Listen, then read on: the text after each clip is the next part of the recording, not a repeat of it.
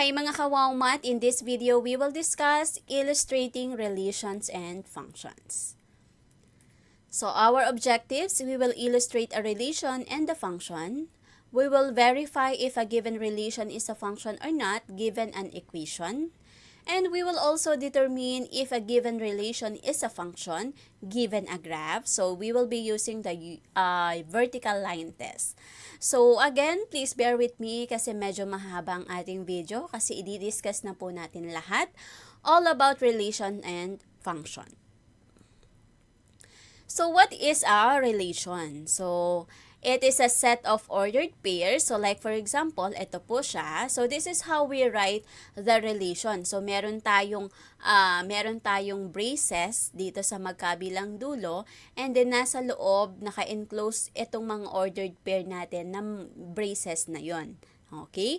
So again, a relation is a set of ordered pairs where the set of all first coordinates is what we call the domain, which is your x values. So since we all know that an ordered pair has x and y coordinates, so our domain is your x values. So that is the domain of the relation. And then the set of all second coordinates, that is the range, which is your y values. Okay? So, our ordered pairs in a relation ay meron po tayong domain at range. Yung x natin, yung x values natin, that is our domain. And then our y values or y coordinates, that is our range. Okay? For the given relation. So, this is an example of a relation. Kasi, when we say relation, it is a set of ordered pairs. So, ibig sabihin, kahit anong ordered pairs, relation siya. Okay. Now, sige nga, let us try to get the domain of the given set of ordered pairs. Okay, so pag sinabing domain, which is your x, so ito po siya. Lahat ng x values, yan po ang ating domain. So we have 1, 2, 3, 4, 5. Okay, so this is how we get the domain or the x values of the given relation. And then, if we will be getting, by the way, this is also what we call the input. Okay? So, kung ano yung x values mo or x coordinates, which is your domain, that is also your input. Okay? And then, for range, let us find the range. So, we have ito siya. So, 1, 3, 5, 7, 9. So, yun po ang ating range. And this is what we'll call the output. Okay? So, tinatawag din nating output yung ating range, which is your y coordinates. Okay? So, again, the domain or the x values are 1, 2, 3, 4, 5. So, yun po siya. O yun din yung tinatawag nating input. And then our range, which is your y values, are 1, 3, 5, 7, 9, which is also called output. Okay. So, what are the representations of relations? Ano nga ba? Paano nga ba natin sinusulat ang relation? So, aside from ordered pair, a relation can also be represented in 3 different ways. Ano ba yon? Pwede natin siyang i-represent through table of values, mapping diagram, and graph. So, ito po yung tatlong representation ng ating relation. So, alam ko kasi baka masanay kayo na ang nakikita lang nating relation ay lagi lang naka-ordered pair. Okay? But for your information, it can also be represented as a table of values using mapping diagram and a graph. Okay, so isa-isahin natin. So, kanina, ito yung ating ordered pair. So, this is a relation, right? 1, 1, 2, 3, 3, 5, 4, 7, and 5, 9. So, ito yung ating set of ordered pair, which is a relation. So, itong relation na to, which is written as an ordered pair, ay itatry nating i-represent using a table of values, a mapping diagram, and a graph. So, kapag table of values, so gagawa ka ng table. Okay? Kaya nga siya tinawag na table of values. So, meron tayong table. Or, pwede siyang naka-horizontal. So, na yung nandito yung x, y, tapos pa ganon. Pwede rin pong ganon. Okay? For as long as there is a table. Okay? So, kapag table of values, paano ba natin i-represent ito as table of values? Ma'am, pwede ba yun? Gawin natin yung table of values? Yes. Kasi there are four ways of representing relations. So, kahit ano po. Para pag na-encounter nyo siya, pareho lang po yan dito. Okay? So, paano natin gagawin? Since this is your X, this is your Y, so ito ay X, 'di ba? Lahat ng nandito, yan yung domain mo, your X values. And then lahat ng nasa second natin, second element, that is your Y values, which is your range. So, kung ito yung ating table, X at Y yan, so ang X natin is 1, ano ang Y niya? 1. Ang X natin is 2, 3, 3, 5, 4, 7, and 5, 9. Okay. So, this is another way of representing a relation given the set of ordered pairs.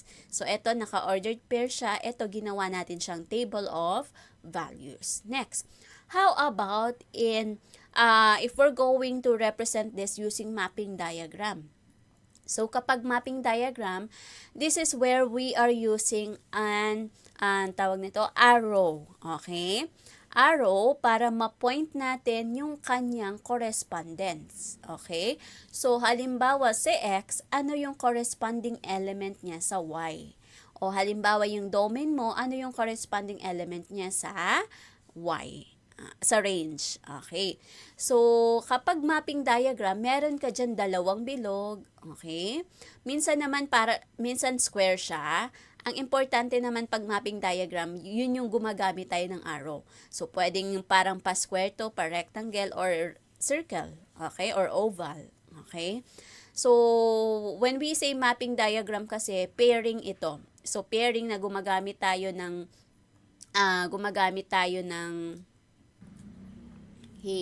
So, ang gagawin natin dito, lahat ng values ni X, dito natin ilalagay. So, 1, 2, 3, 4, 5. And then, lahat ng Y natin, Y values o yung range natin, dito natin siya ilalagay. So, as you can see, there is a corresponding element for each domain. So, there is a corresponding range for each domain. Okay? So, si 1 corresponds to 1, 2 corresponds to 3, 3 corresponds to 5, 4 corresponds to 7, and 5 corresponds to 9. So, just like this, okay?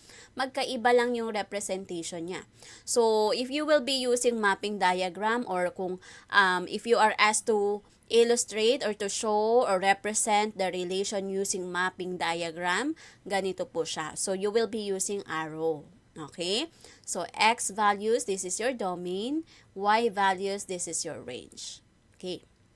And then also, we can also represent our given relation using a graph. So, paano ba kapag graph?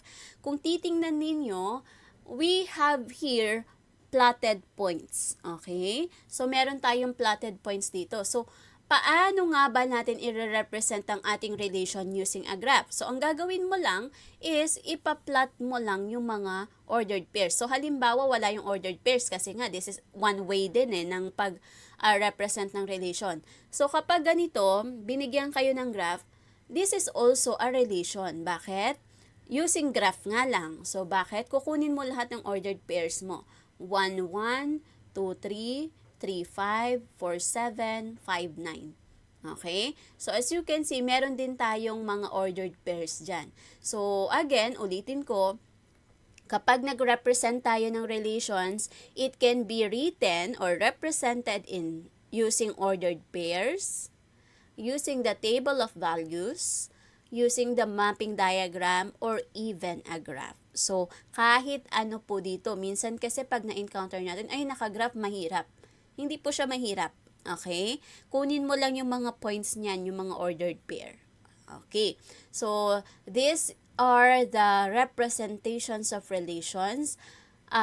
It can be represented using an ordered pair, a table of values, mapping diagram, or a graph. Now, let's proceed to the kinds of relations. So, ano-ano nga ba yung kinds of relations? So, ito yung correspondence. So, kinds of correspondence. Okay?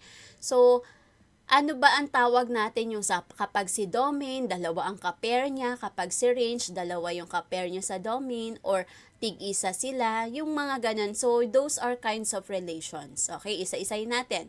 So, I have here 1, 2, 3, 4, 5 for our domain, and then for y values, we have 1, 3, 5, 7, 9. So, as you can see, there is a 1-to-1 correspondence. Okay, kung mapapansin nyo, si 1 paired with 1, 2 paired with 3, 3 paired with 5, 4 paired with 7, and then 5 paired with 9. Okay, so kapag nakita ninyo that for every domain, for each domain, there is exactly one range, okay, that is a 1-to-1 correspondence or kinds of relation. Okay? So, makikita nyo naman kagad. So, pinakita ko na lang siya using mapping diagram, ha? Pero, same, ganun lang din po kapag naka-table of values. So, halimbawa, naka-table of values siya or naka-graph. So, maaari nyo pa rin makita kung anong kinds of relation siya. Okay? So, mamaya titingnan natin. So, this is a 1-to-1 relation. So, kapag nakita nyo na isa-isa lang siya for each domain, there is one range, exactly one range. That is a 1-to-1 relation. Okay, next. If I have here, okay, for X domain, we have here 1, 3. For our range, which is your Y, we have 1, 3, 5, 7, 9. But, C1, si domain mo na 1, ka-pair niya si 1, at the same time, ka-pair niya rin si 3 at si... Okay, so ayun mo dun muna tayo. So, si 1, ka-pair niya si 1, at the same time, ka-pair niya si 3. Okay? Ganon din si 3, ka-pair niya si 5, at the same time, 3 is paired with 7 and 9. Okay, so kapag nakita ninyo na yung domain mo, meron siyang more than one na ka-pair sa range, then that is a one-to-many relation. Okay? So, this is a one-to-many relation. Okay, so paano ba natin siya malalaman? Tingnan nyo mabuti yung ating example. So, kapag nakita po natin na halimbawa ito, si 1 mo, nag-iisa lang siya pero ang dami niyang ka-pair. Nag-iisa lang to pero ang dami niyang ka-pair. So, one-to-many relation. Okay? And then, another kind of relation is this one. So, baliktad naman. So, halimbawa, si 1 mo, ka-pair niya si range na 1, and then si 3, yun din yung ka-pair niya sa range. Also, si 5. Okay? Ganon din si 7, ka-pair niya si 5. At the same time, si 9, ka-pair niya rin si 5. So, ito parang opposite siya nito, right? So, dito, kung mapapansin nyo, yung input niya napakarami, pero isa lang yung output. Okay? So, again ha, yung input, isa rin siya sa tawag natin ng X values or yung domain. So, output, yun yung Y. So, kung mapapansin nyo, we have here 3 inputs. Tatlo yung inputs natin, pero isa lang yung output. Ganun din to, dalawa yung input, isa lang yung output. So, marami ang input, isa lang ang lumalabas na output. So, this is many-to-one relation. Okay? So, kung mapapansin nyo, madali naman siyang makita, no? Madaling ma-differentiate. So, this is one-to-one relation. This is one-to-many, that for every one input, marami tayong output. Okay? So, one-to-many. For every input na marami, and then meron kang one output, so that is many-to-one relation. Okay, so that is how we differentiate the kinds of relations. Now, let us try to get the ordered pairs. So, kunin natin yung sa ordered pairs ng 1-to-1. So, kung kukunin natin ang ordered pair ng 1-to-1, paano natin siya igagawin? So, 1, 1, 2, 3, since 3 corresponds to 5, so 3, 5, 4, 7, and 5, 9. Okay, so this is for 1-to-1. And then for 1-to-many, so si 1, 1, okay? And then 1 again, 1, 3. Ayan, 1, 1. Since yun ulit ang domain, so 1, 3. And then 3, 5, 3, 7, 3, 9. Okay. And then for many to 1, 1, 1, 3, 1, 5, 1, 7, 5, 9, 5. Okay. So this is how we write the set of ordered pairs given the mapping diagram. Okay. So what are the kinds of relations? We have one-to-one relation, one-to-many relation, and many-to-one relation. So let's try. Let us try to find or to list the domain and range of each relation. So identify also the kind of relation. So isa-isahin natin. So number 1. I have here 1, 3, 2, 3, 3, 4, 4, 5, 5, 6. So, kunin natin yung tatlo. Okay? So, ang sabi dito graph. So, ihuli natin yung graph. So, kapag binigyan ka ng set of ordered pairs, and then you are asked to find the domain, the range, and the kind of relation. So, ang domain, kunin mo lang lahat nung nasa x coordinates o yung first element mo. So, we have 1, 2, 3, 4, 5. Okay? And then for our range, kunin mo lang lahat nung y coordinates mo o yung nasa second element. So that is 3, 3, 4, 5, 6. Ayan po. Okay, now, so what is the kind of relation? So parang ganito yan. Si 1, kapair niya si 3, si 2, kapair niya ulit si 3. So ibig sabihin, anong ibig sabihin nun? For si 1, kapair niya si 3, si 2, kapair niya rin si 3. Ibig sabihin, that is many to one correspondence. Bakit? Sa nag-iisang output, marami siyang input. Marami siyang domain. So si 3, parehong 3, nag-iisang output, marami siyang domain, yung input. So kapair niya si 1, kapair niya pa si 2. So many to one. Okay, so this is a many-to-one correspondence. That is the kind of relation. And then, paano natin siya i-graph? Okay, so kapag nag-graph tayo, ang gagawin lang po natin, ipa-plot lang po natin ito. Okay, so 1, 3, plot natin si 1, 3, ayun siya. Si 2, 3, si 3, 4, 4, 5, and 5, 6. So this is how we graph the relation. So again, how to find the domain and range? Pag domain, kunin mo lang lahat ng x coordinates. Kapag range, kunin mo lang lahat ng y coordinates. And then ang kind of relation, tingnan mo lang mabuti. Kapag nakita mo na marami siyang kapair dito sa domain, so si 3, kapair niya si 1, kapair niya pa si 2. So marami siyang kapair sa domain, so many to one. Okay?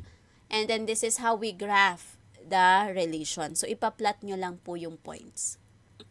Okay. Let's proceed to the function.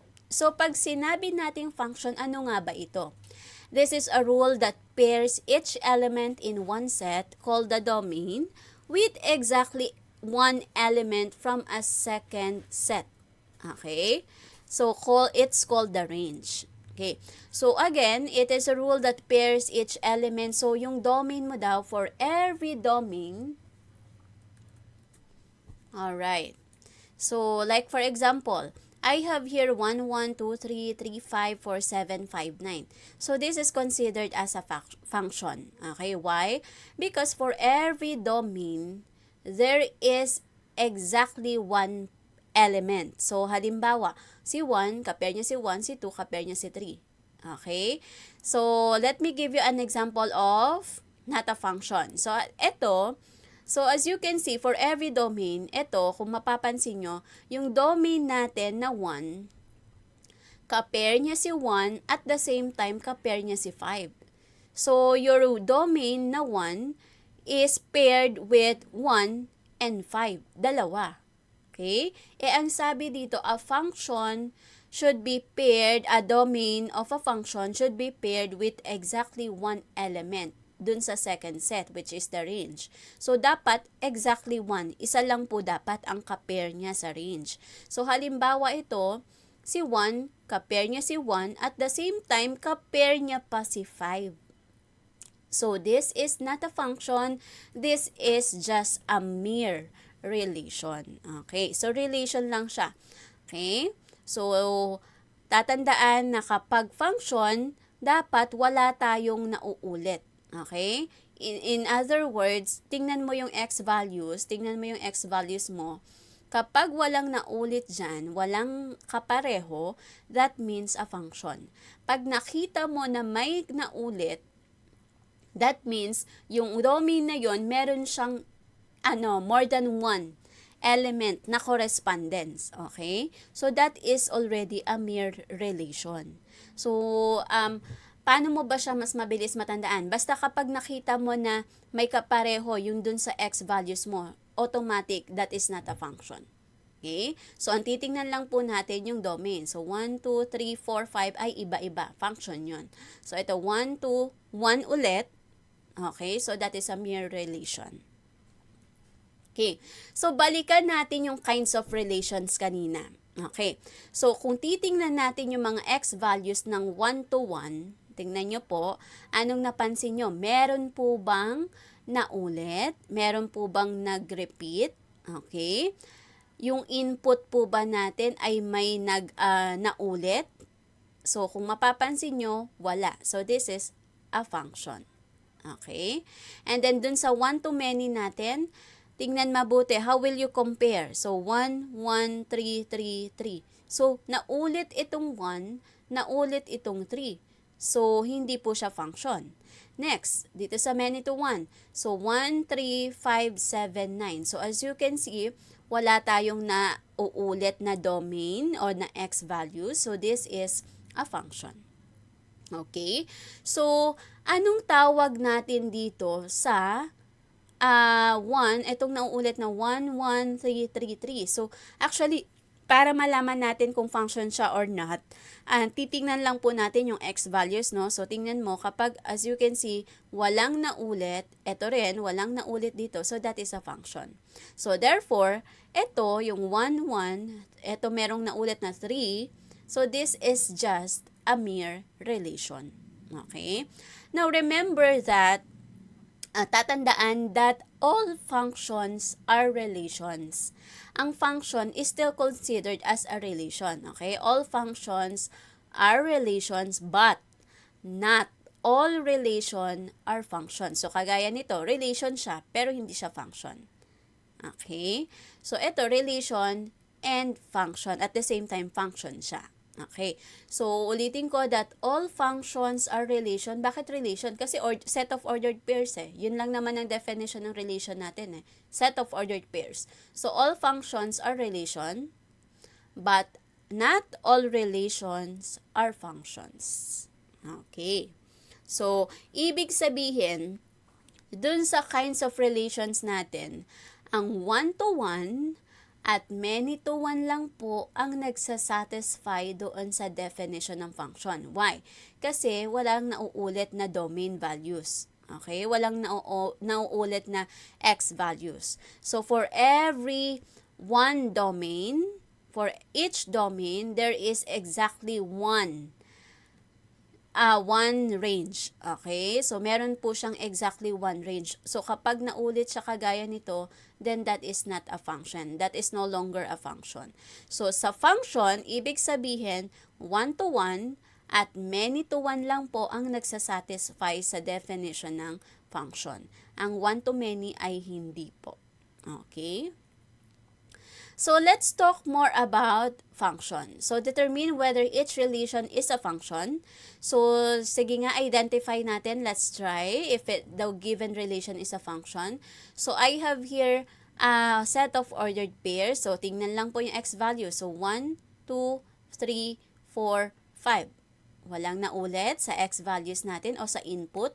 This is a function. Next, I have here A, B, C, C, D. So, meron tayong nag-repeat. Okay? Meron tayong nag-repeat sa domain natin. So, this is not a function. So, this is just a mere relation. Next, number 3. So, paano naman kapag naka-table of values siya? Ganun din po. Tingnan mo lang yung x values. 1, 4, 8, 10, 12. Okay? So, 1, 4, 8, 10, 12. So, lagi lang pong x values ang titingnan natin, ha? Hindi po kagaya nito. Ma'am, dito po naulit si 1 at si 1.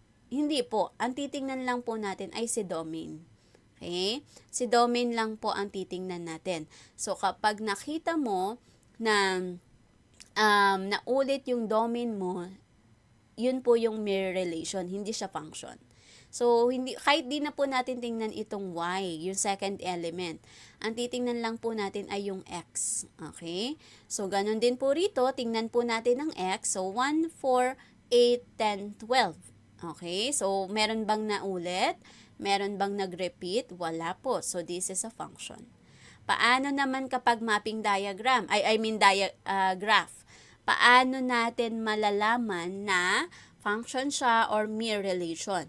So, tingnan mo yung graph. Ito yung ating x-axis, right? So, tingnan mo lahat ng, itapat mo yung kamay mo o ituro mo. So, halimbawa ito, okay, pag tinapat mo siya dyan, isa lang yung point.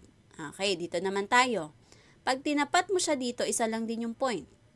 Pag tinapat mo dito, isa lang. Pagdating dito, dalawa. Okay, so this means that naulit yung x values mo kasi lahat ng points natin dito ay x-axis, diba? So, x values yun. So, pag tinapat mo siya dito at nakita mo dalawa, ibig sabihin dalawang beses ginamit yung 2. Kasi 1, 2. Okay? I mean 4. Kasi 2, 4. So, dalawang beses ginamit yung 4. Kasi ayan po siya. Ito po siya. Okay? So, ginamit siya as 4, 5, and then 4, 7. Okay? So, ginamit siya as 4, 5, and 4, 7. So, naulit yung x mo. Yung x values o yung domain. So, ibig sabihin, this is a mere relation. Hindi siya function. And then number 5, what if binigyan ka ng mapping diagram? So, kapag mapping diagram naman, makikita mo naman kagad, since meron siyang 1-to-1 correspondence, this is a function. Okay? So, ganun lang po. Kapag nakita mo na naulit yung domain, then that is no longer a function. That is not a function. That is a mere relation. Kahit pa naka-ordered pair yan, naka-table of values, naka-graph, or mapping diagram. So, madali nating makikita. Okay, let's talk more about function. Do you know that a running faucet can waste about 15 liters of water per minute?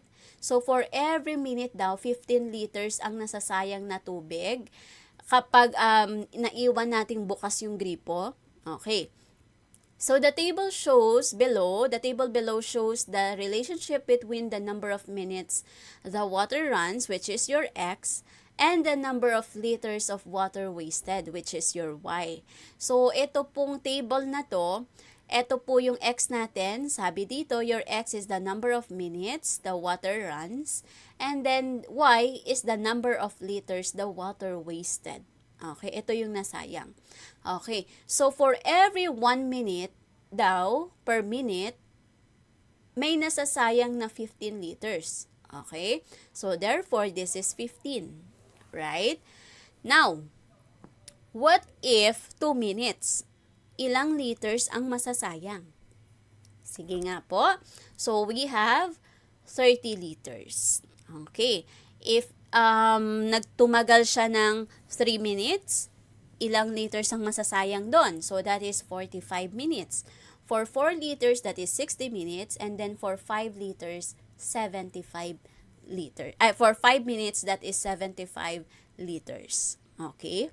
So, itong table na to, ipinapakita niya na yung x niya is the number of minutes. So, for every minute, ito po, ano yung katumbas na liters na nasasayang na tubig kapag tumagal siya ng 1 minuto. So, 15, for 2 minutes, 30, for 3 minutes, 45, for 4 minutes, 60, and for 5, 75 liters. Okay. Now, paano natin kukunin ang ordered pair kapag binigay ang table of values. So, kanina na-discuss na natin ito dun sa relation. So, kunin mo lang yung xy. xy. So, 115, 230, 345, 460, 575. Okay. Now, paano natin o paano nyo nakuha yung y? Paano natin nakuha yung y? Anong ginawa natin? Okay, tinimes natin yung x natin sa 15. So, para makuha natin yung y, tinimes natin yung x value natin sa 15. So, halimbawa, if your x is 1, times 15, 1 times 15, 15. If your x is 2, 2 times 15, that is 30. If your x is 3, 3 times 15, that is 45. So, ibig sabihin, for us to get the number of liters of waters wasted, o yung y natin, para makuha natin ito, our rule is, we will multiply x by 15.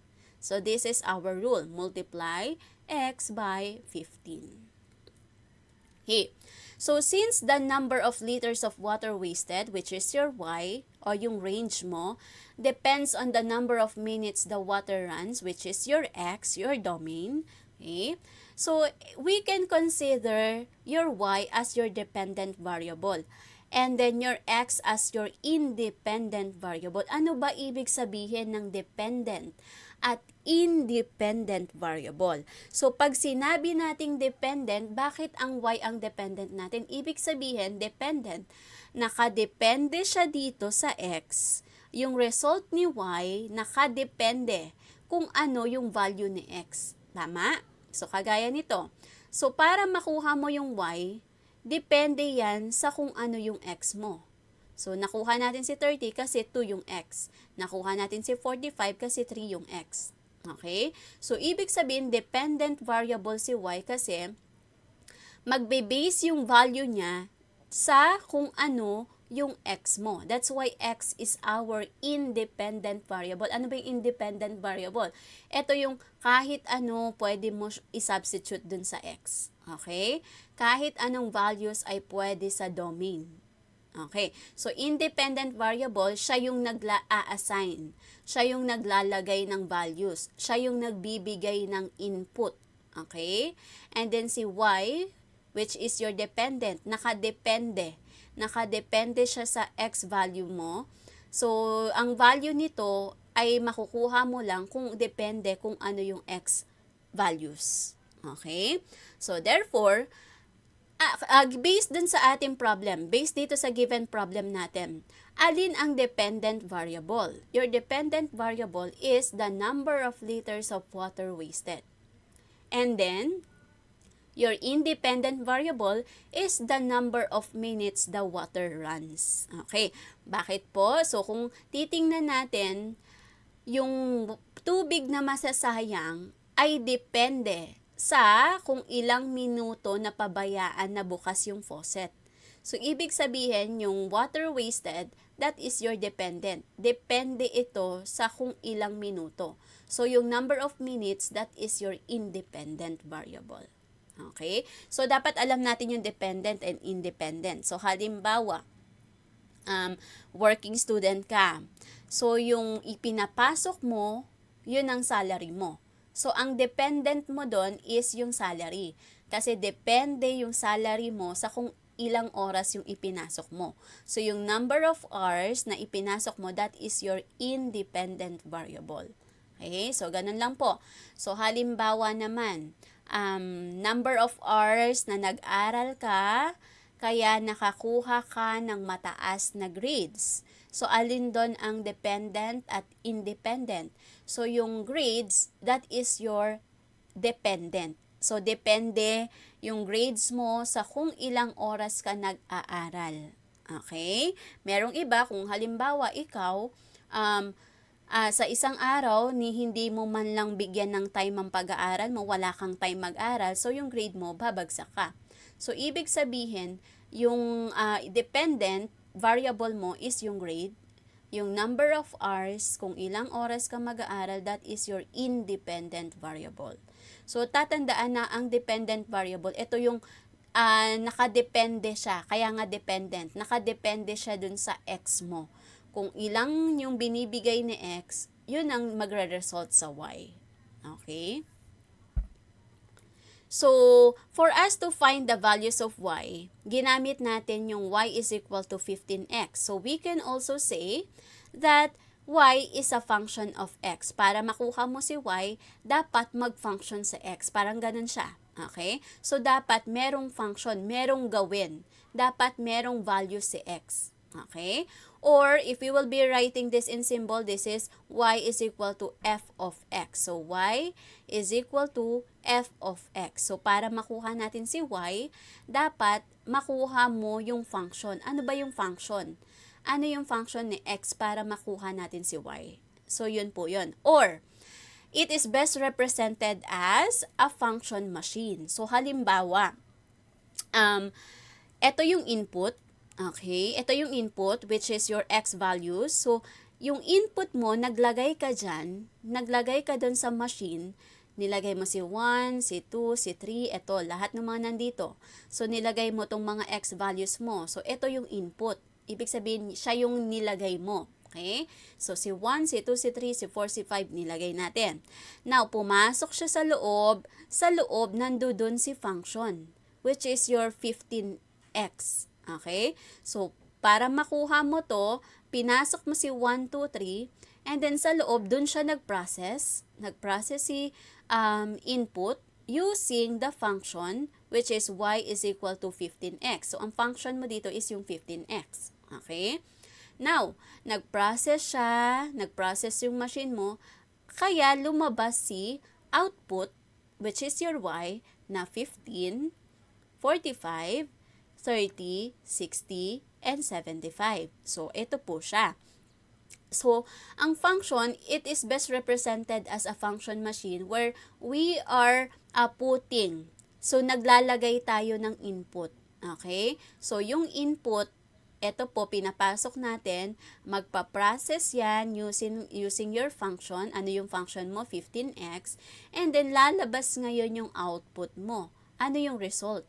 Okay? So, 60, 15, 30, 45. Ito siya. Okay. So, ibig sabihin, ang output mo ay depende sa kung ano ang input. Okay? So, ang output mo, yung lalabas dito ay depende sa kung ano ang input, kung ano yung pinasok mo. Nakuha? So, that's why it is best represented as a function machine. Halimbawa, yung paggawa ng ice cream. Okay? So, ano ang input mo pag gagawa tayo ng ice cream? So, ang input mo, depende sa flavor, no? So, halimbawa, mango ice cream. Okay, so ang input mo is, of course, yung mango, yung milk, okay? Yung iba gumagamit ng, depende, condense or ano, and then, ano pang ginagamit sa paggawa ng ice cream, gatas, yung iba gumagamit ng cornstarch, and then yung flavor, yung flavoring niya. So, yun yung input. So, ipapasok mo yun dyan, yung gatas, yung flavoring. Pagpasok mo dito, ang lalabas na dito, yung output mo will be the ice cream. Okay? Yung finished product. So, pag dito sa input, wala ka pang ice cream. Ingredients pa lang. Pag pinasok mo siya sa function machine, yung output mo is already an ice cream. Okay? So, yun po ang representation ng function. So, think of it as a function machine. Okay. So, eto pong ating input, okay, that is our domain. That is the set of all inputs. Okay? So, yung set of all inputs, yung nilalagay natin dyan, that is your domain. That is your x. Okay? And then, dadaan siya sa ating function rule. Ano yung function rule natin? Ang rule natin is y is equal to 15x. Okay? Lalabas ngayon yung ating range. Okay? Which is the set of all outputs o yung y natin. Okay, so tatandaan na ang domain natin is yung input, the set of all inputs, yan yung pinapasok natin. Siya yung nag-a-assign ng values, and then dadaan siya sa function rule natin, which is your 15x. Ngayon, lalabas ngayon yung range. Okay, lalabas ngayon yung range, which is the set of all the outputs. Okay, so based dun sa ating problem, for the running faucet function, the domain is the set of all x such that x, so this is how we read this, the set of all x such that x is greater than or equal to 0. Okay, bakit siya ang values ng x natin o yung input natin, yung ipapasok natin is greater than or less than 0? So, ibig sabihin lang nun, kasi wala naman tayong minute na negative. 'Di ba? Ito represents the number of minutes. Meron ba tayong negative 1 minute? Wala naman tayong ganon.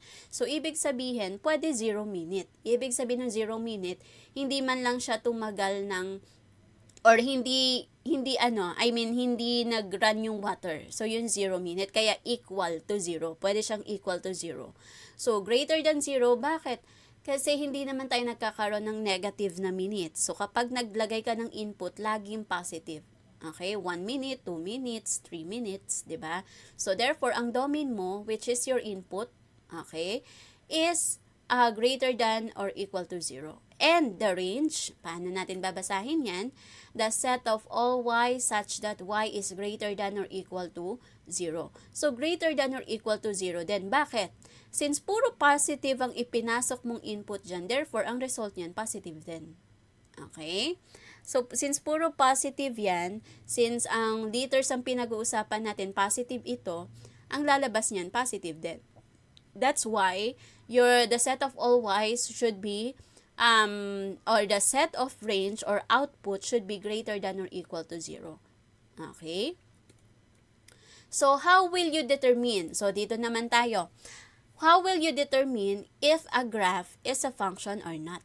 Okay, paano naman natin malalaman, halimbawa binigyan ka ng graph, paano mo malalaman na function siya or not? So, dito papasok si vertical line test. So, ang vertical line test, it is used to determine if the graph is a function or not. How? If it crosses at exactly 1 point dun sa graph mo, then that is a function. If it crosses to more than 1 point, then that is not a function. Okay? Mere relation lang siya. Now, so let's have an example. So, gamit ako ng vertical line test. Ito, yung violet. Okay? So, sabi ko nga, if it crosses, kapag tumama siya sa isang point ng graph, then that is a function. Kapag tumama siya sa more than 1 point ng graph mo, that is not a function. That is just mere relation. Okay? So, kagaya nito, this is your vertical line. Tumama lang siya dito. Isang point lang. So, this is a function. Okay? Next. So, ito yung vertical line test natin. Lagi pong vertical line. Eto, tumama siya dito. So, dito lang siya tumama. So, 1 point lang yan. This is a function. Next, we will use the vertical line test. So, it crosses here. Ito po. So, tumama siya sa 1 point lang din. So, this is a function. And then next, vertical line test. So, as you can see, tumama siya dito, isa. Tumama pa siya dito. It crosses here. So, dalawa. Ang sabi, if it crosses to more than 1. So, kapag lumampas ng isa, ibig sabihin, not a function na yun. Okay? So, since 1, 2, dalawa yan, so not a function. Okay, next. I have here the vertical line. So, tumama siya dito. So, only 1. So, this is a function. And then here, use the vertical line test. So, tumama siya dito. Isa lang. So, this is a function. And then this one, so, tumama siya dito. So, as you can see, isa, it crosses here. Dalawa, so, dalawa siya. So, this is not a function. Okay. So, how will you determine if a graph is a function or not? Use the vertical line test. So, kapag binigyan ka ng graph, use the vertical line. If it crosses at exactly 1 point, that is a function. If it crosses to more than 1, point, then that is not a function. That is just a mere relation. Okay. How will you determine naman if an equation is a function or not? Okay. So, paano mo naman malalaman na kapag binigyan ka ng equation, paano malalaman, ma'am, na this is a function or not? Okay. So, paano na ba natin malalaman? So, kapag graph, madali lang. Gagamit ka ng vertical line test. Kapag ordered pair naman ang binigay, tingnan mo lang yung domain o yung x values. Pag walang naulit, that is a function. Ganon din sa table of values. Ganon din po sa mapping diagram. And yung ating graph, so yun nga po, kapag gumamit ka ng vertical line test, kapag nag-cross lang siya at exactly 1 point, function yun. Okay? Now, paano kapag equation? So, ito ang problema ng marami. So, kapag equation, medyo complicated na paano ba to? Paano ba malalaman na function siya or not? So, magfo-focus ka lang sa exponent ng y mo. Okay? So, titingnan mo ang exponent ng y mo. Now, kung mapapansin nyo, bakit ito, hindi ko niyan nilagyan ng red? Kasi automatic, there is 1 here. So, ang exponent niyan, 1. Ito ay 1. Ito ay 1. Okay? So, kapag equation ang given, paano mo malalaman na function siya or hindi? So, focus ka lang sa y. Focus ka sa exponent ni y. Huwag kang titingin dun sa x. Wala tayong pakialam dyan. Okay? Hindi yan ang magsasabi kung function or not. So, dito lang po tayo magpo-focus sa y. Kapag ang exponent ni y mo ay even number, pag sinabi nating even number, 2, 4, 6, 8, 10, 12, and so on. Okay? Pag ang exponent ni y mo ay even number, that is not a function. Okay? Kapag ang exponent ni y ay odd number, like 1, 3, okay, 1, 3, 5, 7, 9, 11, and so on. That is a function. Okay, so paano natin malalaman na function siya o hindi kapag equation? Mag-focus po tayo dun sa y, sa exponent ni y. Okay, huwag nyo tingnan si x. Pass na yon. Okay. So, dito, mag-focus tayo sa exponent ni y. Kapag ang exponent ni y ay even number, that is not a function. Kapag odd number, that is a function. Okay? So, ito, anong exponent nito? 1. 1 is even, so this is a function. 1 is odd, sorry. 1 is odd, so kapag odd number, function siya. So, dito naman, 4 is even, so this is not a function. 3 is odd, so this is a function. Dito ay 1, so 1 is an odd number, so this is a function. Ito po, si y natin ay 2, so 2 is an even number, so this is not a function. Ito ay 1, 1 is an odd number, this is a function. 1 pa rin, so 1 is an odd number, so kahit meron pa tayo nito, kahit may radicals pa siya. Okay? So, 1 is an odd number, so this is a function. And then dito, 2 is an even number, so this is not a function. So, again, para malaman natin ang equation natin ay function o hindi, mag-focus lang po tayo dun sa exponent ng ating y. Kapag even, not a function. So, lahat ng even natin, not a function. Kapag add yan, 1, 3, 5, 7, 9, and so on, that is a function. Okay? Thank you for watching this video. I hope you learned something. Don't forget to like, subscribe, and hit the notification bell para updated kayo for more video tutorials. This is your guide in learning your math lessons, your Wow Math channel.